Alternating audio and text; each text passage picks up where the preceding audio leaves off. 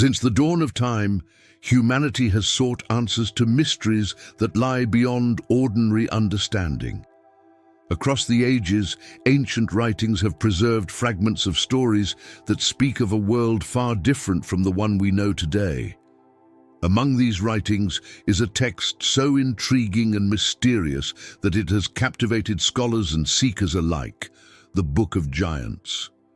Though it survives only in fragments, its voice still echoes with tales of beings both majestic and terrifying, offering a glimpse into a forgotten chapter of human history. The Book of Giants is connected to the writings of Enoch, a figure who holds a unique place in ancient tradition. Unlike most men of his time, Enoch walked closely with God, entrusted with visions and knowledge that few were permitted to see. His writings, though not included in the Bible's final canon, were widely respected in the ancient world, and among them was this mysterious account of the giants, the children of the Watchers, who descended from heaven and broke the order of creation. What makes this story so striking is not just the mention of giants, but the depth of detail it provides. Where the Book of Genesis briefly names the Nephilim, the Book of Giants reveals their voices, their dreams, and even their fears. It does not present them as distant legends, but as living beings who walked the earth, consumed its resources, and left behind devastation that cried out for justice. These fragments remind us that history is more complex than we often realize, with layers hidden just beyond our reach. The Watchers, angels tasked with guiding and protecting, abandoned their place and descended to the earth. From their union with human women came children unlike any others, towering in strength, enormous in stature, and unquenchable in hunger. These beings were both a wonder and a terror, shaping the world in ways that left a scar so deep that humanity still remembers them in myths and legends told across cultures. The Book of Giants opens a window into their story, showing not only their power, but also their downfall. Yet this book did not find its way into the Bible. For centuries it remained hidden, preserved only in fragments discovered among the Dead Sea Scrolls, waiting to be pieced together again. Its exclusion raises questions. Was it too controversial, too unsettling, or too dangerous to preserve openly? Whatever the reason, what survives is enough to stir curiosity and challenge us to reflect on a past that was almost erased. It is a story that invites us to step into a time when heaven and earth collided, when angels rebelled, and when their children left humanity trembling under their shadow. If you enjoy uncovering hidden stories like this and want to hear more about ancient texts, forgotten histories, and mysteries that still shape our understanding today, make sure to subscribe to this channel, give this video a like, and leave a comment below. Your support helps keep these stories alive and brings more discoveries to light. The story begins with the Watchers, heavenly beings who were assigned to watch over humanity, protect it, and guide it in the ways of truth. These angels stood at the boundary between the divine and the earthly, but something within them grew restless. Their mission of guardianship was overshadowed by a growing fascination with mankind, especially with the daughters of men whose beauty stirred a desire that they were never meant to entertain. The Watchers gazed down upon the earth, not as distant protectors, but as beings consumed by longing, and this longing led them to break the very order of creation. When the Watchers descended, their choice was not a mere act of curiosity, it was rebellion. They abandoned their place in the heavens and clothed themselves with bodies that allowed them to walk among humans. The world had never seen such figures before, radiant yet terrifying, powerful yet bound by forbidden passion. The texts describe how they made covenants among themselves, swearing together that none would turn back, ensuring that their rebellion would be carried out as one. This oath bound them to their course and sealed the fate of the world they were about to corrupt. These beings did not come empty-handed. They carried with them knowledge that belonged to heaven alone, knowledge of secrets that mankind was not prepared to hold. They taught the use of enchantments, the ways of divination, and the making of weapons. They revealed the workings of the stars, the movement of the earth, and the hidden forces that shape creation. What they presented as wisdom was in truth poison, for it corrupted the natural order and tempted mankind to reach for powers beyond its place. Humanity, dazzled by these revelations, embraced them, unaware that these gifts would lead to ruin. The descent of the Watchers was not an isolated moment, but a cascade of consequences. Their union with human women broke a barrier established since the foundation of the world. From this forbidden union came offspring that were neither angel nor human, creatures who would grow into towering beings of immense might. The Watchers saw their children with pride, but the earth saw them as a scourge. These hybrids would soon consume all that was around them, leaving devastation in their wake. Yet the Watchers themselves grew darker as time passed. The more they dwelled upon the earth, the further they drifted from the purity of their original design. Their desires grew insatiable, and their knowledge, once a gift of heaven, became tools of war and seduction. Cities that should have thrived under the blessing of God began to decay under the weight of this corrupted wisdom. What was meant for growth turned into a seed of violence, and the Watchers became rulers of chaos instead of guardians of life. Their rebellion did not go unnoticed. Heaven saw the descent, the broken vows, the cries of humanity as it became enslaved by the knowledge and power that was never meant to be theirs. The Watchers may have felt untouchable in their new domain, but already judgment was being prepared. Their footsteps on the earth marked the beginning of an age of terror, an age in which giants would rise, creation itself would suffer, and divine justice would be set into motion. The union of the Watchers with the daughters of men brought forth children who were unlike any others. These were the giants, massive in size, strength, and appetite. From their earliest days, they grew beyond normal measure, towering over humans and consuming far more than the earth could provide. The presence of these beings unsettled the natural balance. Where men once tilled fields and harvested crops with peace, the giants swept through with hunger that could not be satisfied, stripping the land bare. The writings describe their immense stature with awe and fear.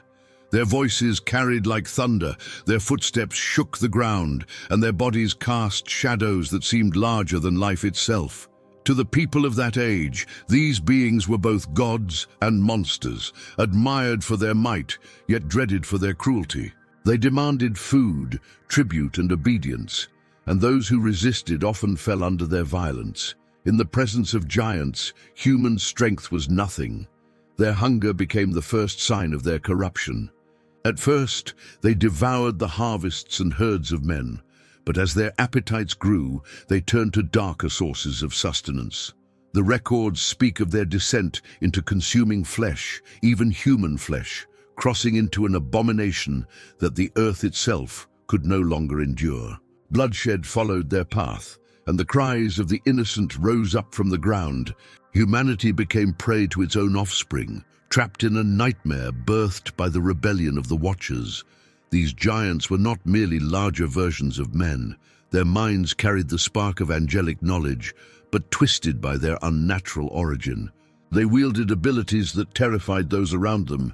They could dominate with brute force, but also manipulate with cunning, leading others into destruction. Their presence spread fear wherever they walked, for they ruled not by justice, but by terror. Stories of their might spread quickly, giving rise to tales and legends. Some revered them, carving their likenesses in stone, hoping to gain favor or protection. Others fled to the mountains and deserts, seeking to escape their reach. But there was no escaping their hunger, for the giants covered the land like a plague, consuming everything before them.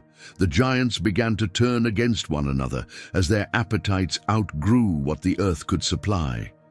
Violence erupted even among them as brothers fought brothers, and the ground was stained with their blood. The earth shook under their conflicts, and the people trembled, knowing that these creatures were beyond control. What had once been a promise of power for the Watchers became a curse upon the world. Amid this terror, whispers began to rise about a man named Enoch, a figure who walked with God and carried a voice of righteousness in a world drowning in corruption.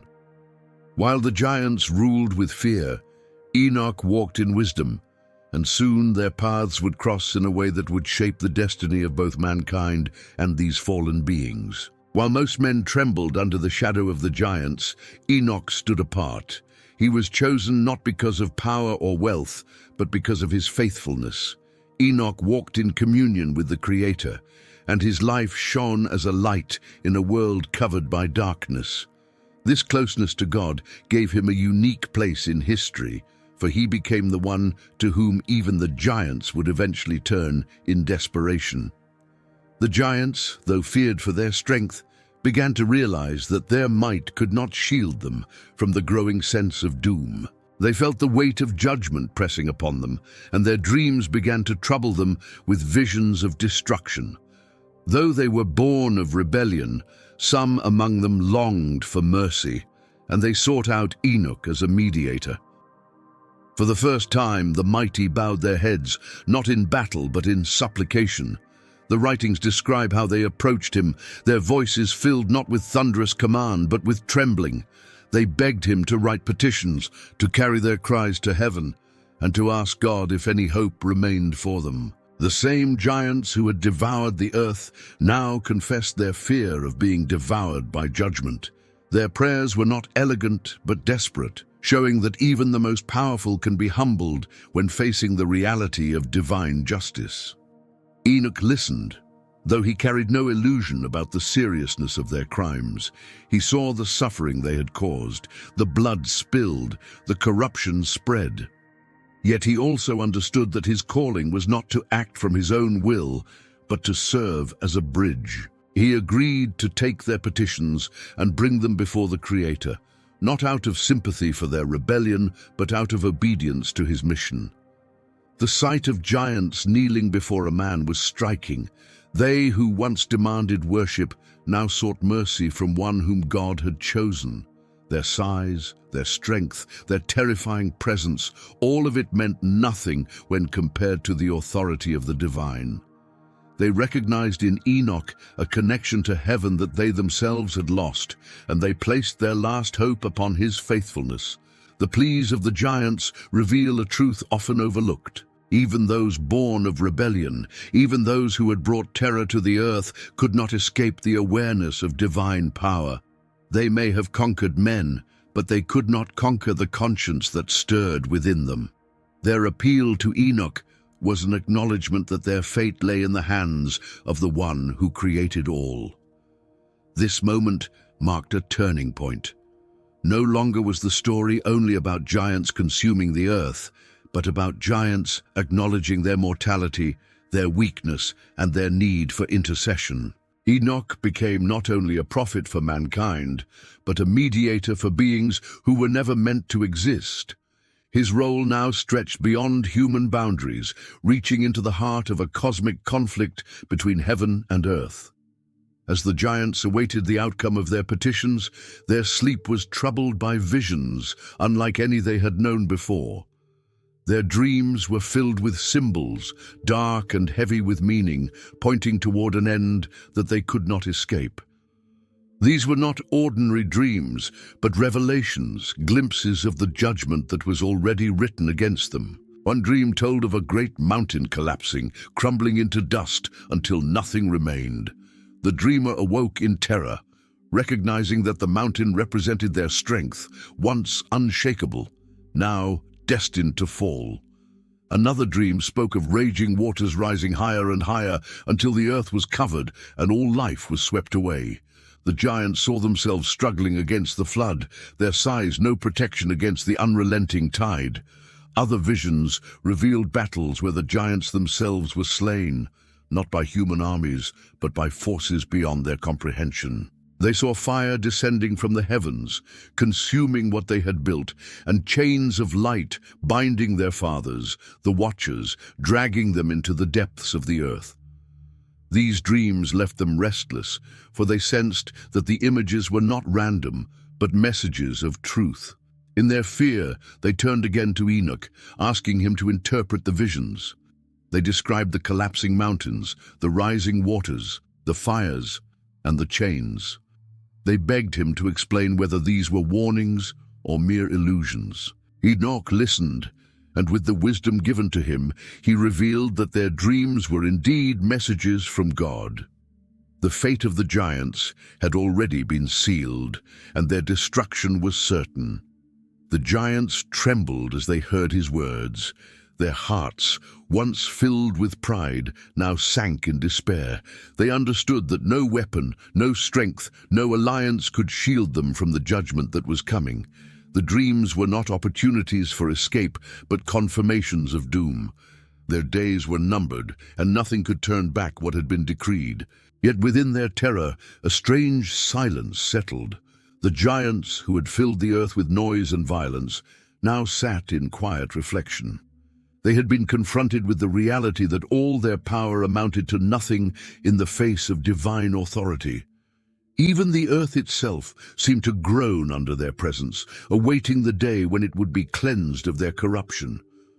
The Book of Giants preserves these haunting visions as a testimony to the truth that even the mightiest are not beyond judgment. The dreams of the giants were windows into the justice of God, revealing that corruption cannot endure forever. The end of their dominion was approaching, and the flood of judgment was rising on the horizon. The giants, already feared for their immense size and power, now revealed the depths of their corruption through the way they consumed the world around them. What began as hunger for crops and herds quickly escalated into something darker.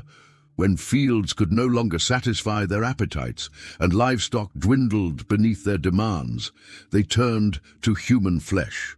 Families hid in caves and forests, but even there they were hunted. The cries of mothers and children echoed across the land, blending with the roars of giants who showed no restraint. Their violence spread beyond hunger. They crushed villages for sport, destroyed homes in their anger, and warred among themselves for dominance. Humanity became trapped in the chaos of their feuds. When one clan of giants rose against another, entire regions suffered the devastation of their battles. The ground split under their weight, and rivers ran red with blood. Men and women who once built lives of peace could no longer farm or trade without fear of being consumed by the violence that erupted without warning. The corruption of the giants was not only physical, but spiritual. They mocked the Creator, exalted their strength, and demanded worship as if they were gods. Idols were raised in their image, and the people, weakened by fear, bowed before them. This false worship deepened the separation between humanity and heaven, as the giants positioned themselves as rulers of a world slipping further into darkness. Where truth once guided communities, deception and terror became their law. Even the natural world felt the weight of their presence. The land grew barren under their excessive consumption, forests stripped away, rivers poisoned by bloodshed, and animals hunted to near extinction. The balance of creation tilted dangerously, as if the earth itself mourned the corruption unleashed upon it. According to the ancient writings, the earth cried out for justice, unable to endure the blood that soaked its soil. The voices of creation joined the voices of men, calling for deliverance from the oppression of these unnatural beings. The Watchers, proud of their offspring, encouraged their ways. They continued to teach forbidden arts, giving their children greater powers of warfare, enchantment, and manipulation. Men learned to forge weapons of greater destruction. Women were taught to use charms and spells, and the knowledge of the heavens was twisted into tools of chaos. The earth, once entrusted to mankind to cultivate and guard, became a battlefield between corrupted wisdom and innocence struggling to survive. The reign of the giants left scars that could not be hidden. Survivors whispered their names with trembling lips, recounting the horror of seeing entire communities devoured in a single night. They spoke of fields swept bare, of rivers where bodies floated lifeless, and of homes burned to ashes under the fury of beings who seemed unstoppable. These stories were etched into the memory of humanity, tales so dark that they endured long after the giants themselves had perished. In this world of unchecked violence, Enoch's voice grew louder, calling out with warnings and pleading for men to turn back to righteousness. He became a lone figure of hope, but even his words could not stem the tide of corruption spreading across the earth. The dominion of the giants was reaching its height, yet their very excess signaled the approach of their downfall. Judgment was drawing nearer, and the signs of its coming could be felt in every tremor of the ground and every restless cry of the heavens. Amid the cries of a world torn apart by giants and corruption, Enoch was taken on a journey unlike any other. He was lifted from the earth and brought into the heavens, where he beheld visions that no man before him had seen. The realm of angels unfolded before his eyes, radiant with light and filled with order and majesty beyond imagination. It was here that Enoch saw the throne of God, surrounded by countless hosts who sang in unending praise. This journey was not given for his own sake, but so that he might understand the judgment that was about to fall upon the watchers and their offspring. As he stood in the heavenly courts, angels revealed to him the records of creation. He was shown the foundations of the earth, the courses of the stars, and the deep mysteries of time. In these visions, he learned that the rebellion of the watchers had not escaped the notice of heaven, nor had the cries of the oppressed gone unheard. The scales of justice were being balanced, and the decree of judgment was being prepared. What Enoch witnessed confirmed that the corruption of the earth had reached its limit. Enoch also beheld the fate of the watchers themselves. He saw them bound in chains, cast into pits of darkness, awaiting the day of reckoning. Their pride, once so bold, was stripped away in the presence of divine authority. These angels, who once shone with glory, now trembled as captives, reminders that no rebellion could stand against the power of the Creator. Enoch's heart absorbed these visions, knowing he would return to the earth with words that would terrify both giants and men alike. The journey also revealed the role of the righteous in a world filled with corruption. Enoch was shown that even in times of great darkness, the faithful were not forgotten. He was told of rewards awaiting those who remained true, and of a future where creation would be cleansed and restored. These revelations strengthened his resolve, for he knew that his mission was not only to deliver messages of judgment, but also to carry the hope of redemption to those who would listen. The angels who guided him impressed upon him the seriousness of his task. He was to act as a scribe, writing down the visions and delivering them to the watchers and the giants. His words would become a testimony against them, a record of their deeds, and a prophecy of their destruction. What he carried back was not simply a message, but a divine sentence that could not be overturned. Enoch saw also the secrets of the flood that was to come. He beheld waters rising from the depths and descending from the heavens until the earth was covered. He understood that this would be the great cleansing, the answer to the corruption that had overtaken the world. Though the giants raged and the watchers schemed, nothing could stand against the decree of the Creator. When Enoch returned to the earth, he carried the weight of these visions upon him. His eyes had seen the eternal throne, his ears had heard the decrees of heaven, and his heart had been entrusted with truths too great for most to comprehend. He walked once more among men, but he was forever changed, a messenger of judgment and a witness of the divine order that would soon sweep away the rebellion of both angels and giants. The giants, troubled by their dreams and shaken by the authority of Enoch's presence, grew desperate. They who once roared with confidence now whispered in fear, recognizing that the visions were not mere illusions, but glimpses of their coming doom. Gathering together, they composed petitions, begging Enoch to carry their words into the heavens. With trembling voices they pleaded for mercy, hoping against hope that the Creator might soften the decree that hung over them. Their requests were filled with sorrow. They confessed their fear of annihilation, admitting that they could not endure the judgment foretold in their dreams. Some wept openly, their massive frames trembling as they spoke of the dread that filled their nights. They acknowledged their sins, the violence they had spread, the corruption they had embraced. For the first time, the giants revealed themselves not as invincible rulers, but as broken beings terrified of losing their existence. Enoch, faithful to his calling, received their petitions. He did not promise them deliverance, for he knew the seriousness of their crimes, but he agreed to carry their words before the throne of God. The giants placed their last hope in him, trusting that perhaps his closeness to heaven would grant them a hearing. They watched him depart with their prayers, their hearts heavy with the weight of uncertainty. In the heavenly realms, Enoch presented their petitions before God. The silence that followed was not one of indecision, but of finality. The Creator had already decreed judgment upon the watchers and their offspring, and no plea could reverse what had been set in motion. The angels surrounding the throne confirmed that the giants would be destroyed, their existence wiped away, and their spirits left to wander in desolation. The watchers themselves would be bound and cast into darkness until the day of final judgment. When Enoch returned to the giants with the message, their despair deepened. They listened as he read the words given from heaven, and the reality struck them with crushing force. Mercy would not be granted.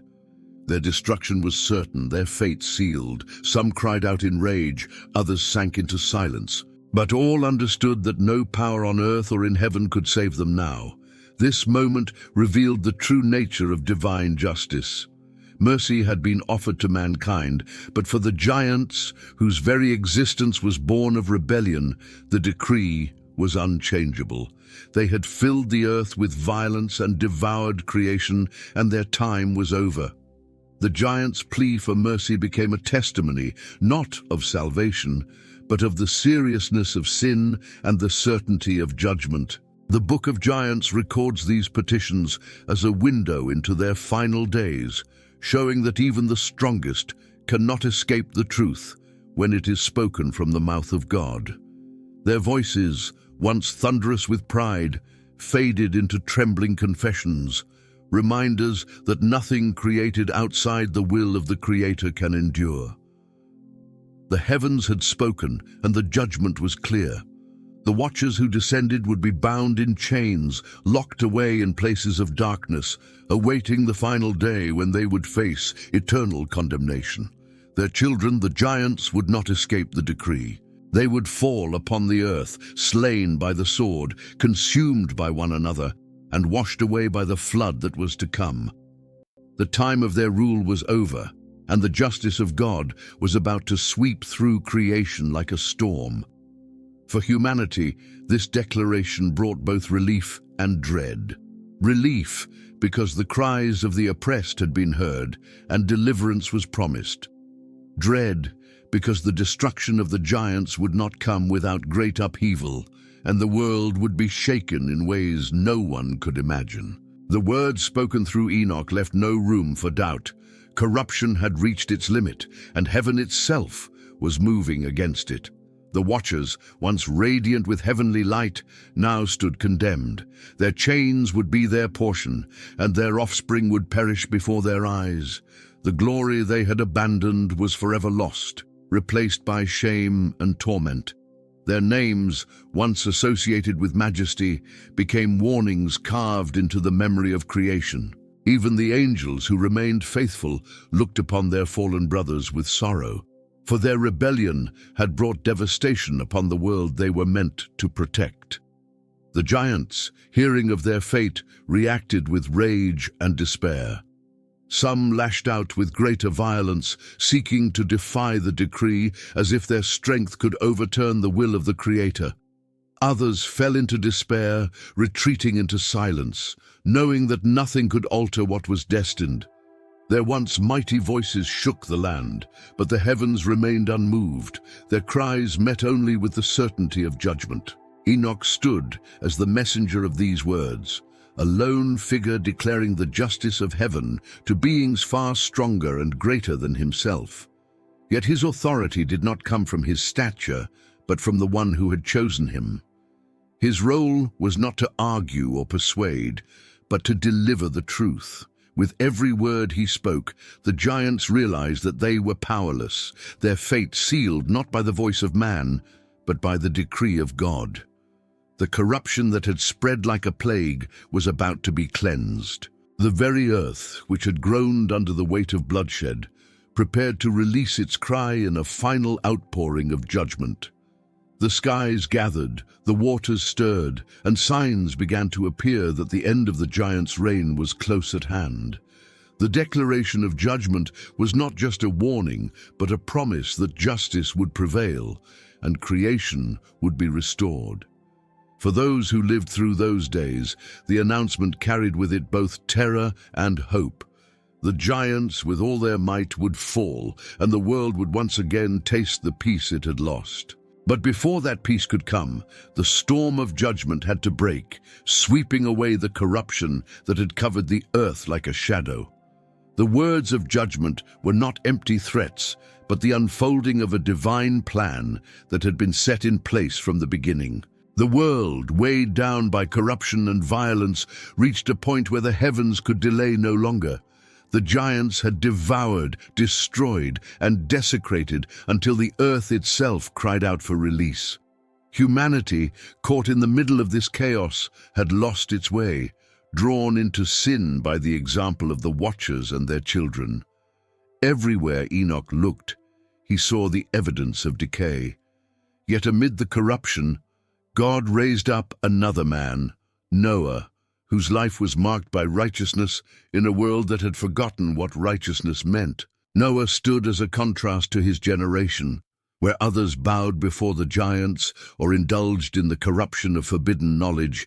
Noah remained faithful. His obedience set him apart, and he was chosen to carry the hope of creation into a future that would be cleansed by waters of judgment. Unlike the Watchers, who descended in rebellion, Noah would rise in obedience, building an ark at the command of God, preparing for a flood that no one else believed would come. The giants sensed the approaching storm, though they did not fully grasp its meaning. Their dreams and visions had already shown them destruction by water, and now signs in the earth and sky confirmed their dread. Rivers swelled, rains grew heavier, and the balance of the world shifted. The more they raged, the clearer it became that their time was slipping away.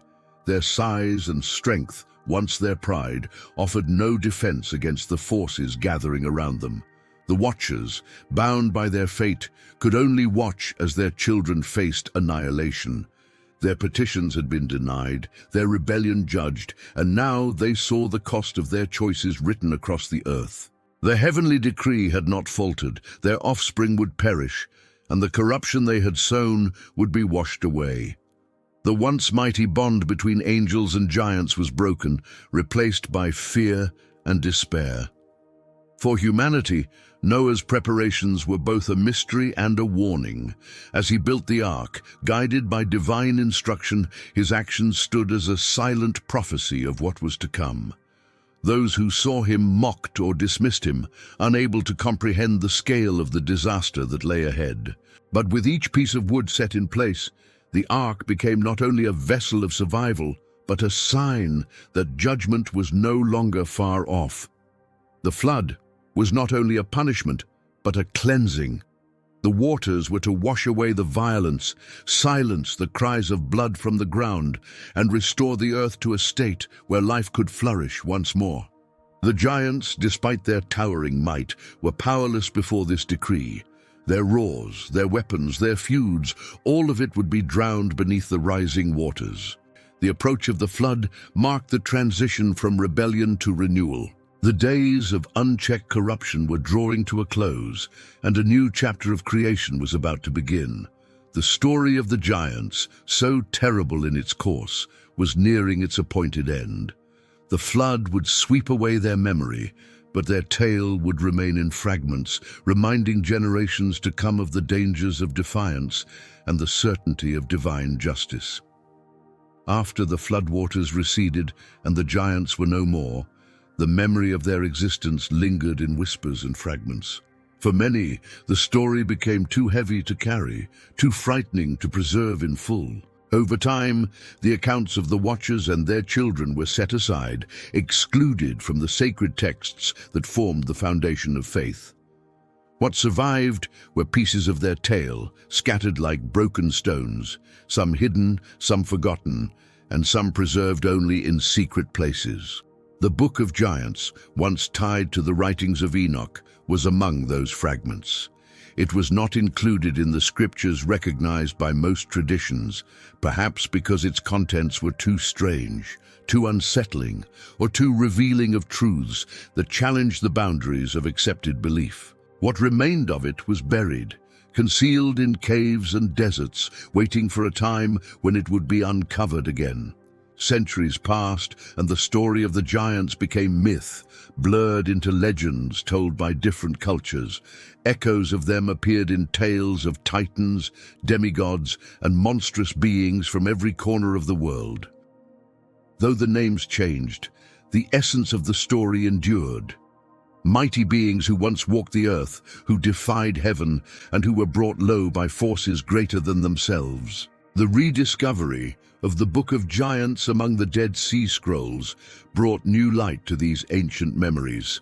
Scholars found fragments written on crumbling parchment, lines that revealed the voices of the giants, their dreams, their petitions, and their cries of despair. Though incomplete, these fragments carried enough weight to confirm that the story was not mere legend, but part of a larger tradition that stretched back to the earliest days of humanity.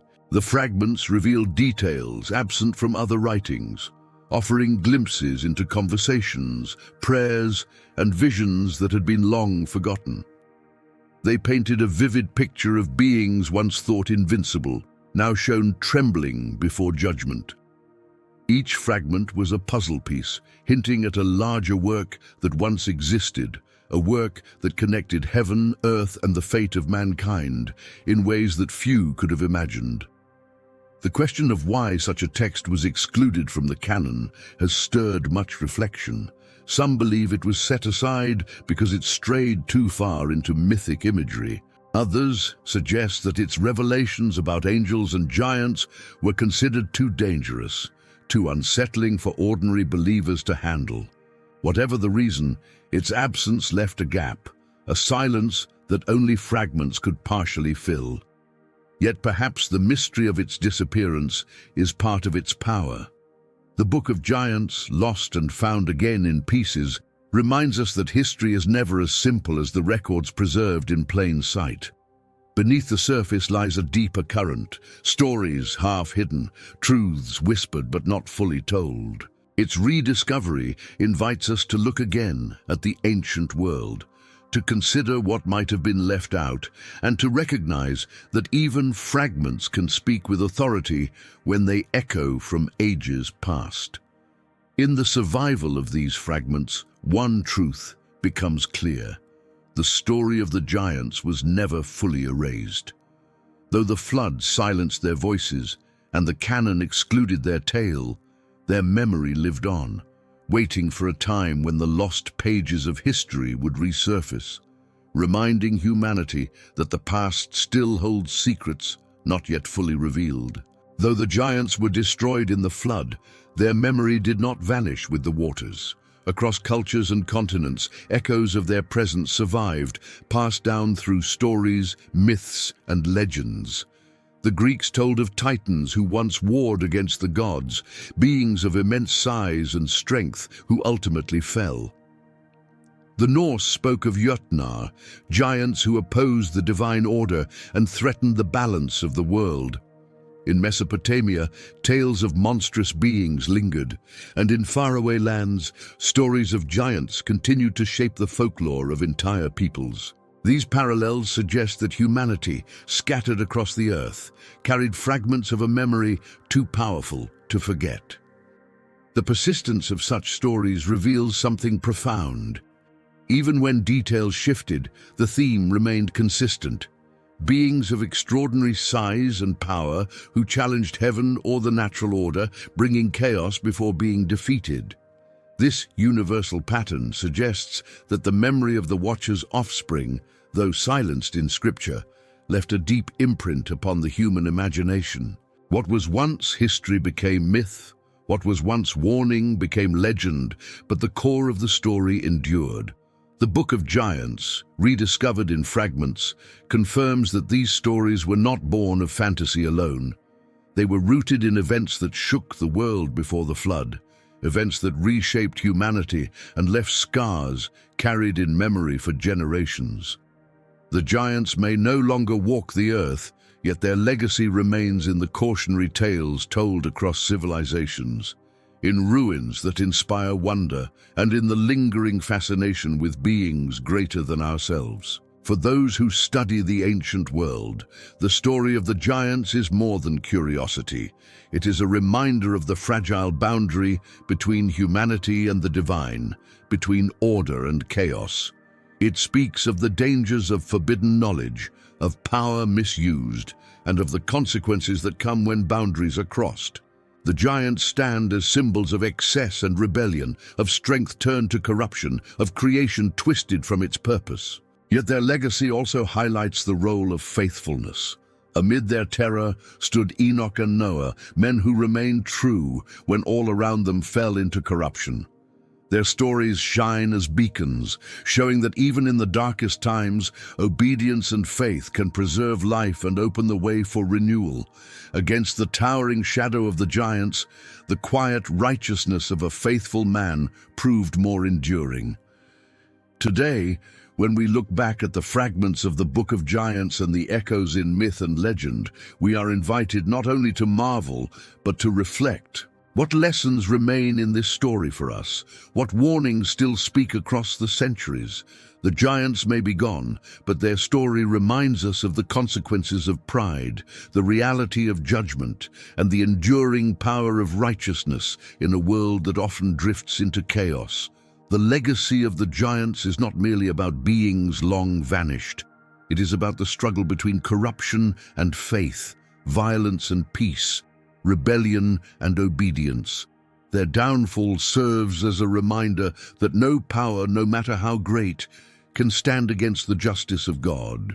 Their memory remains a shadow in human history, but it also highlights the light that endures beyond that shadow.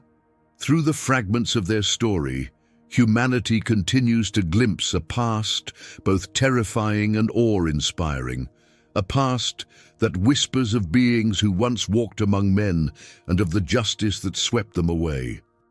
The Book of Giants, though incomplete, offers a key to understanding not only the ancient world, but also the lessons that still matter today. Thank you for joining this journey into the mysterious story of the giants, the forgotten children of the Watchers, and the message preserved in the lost writings of Enoch.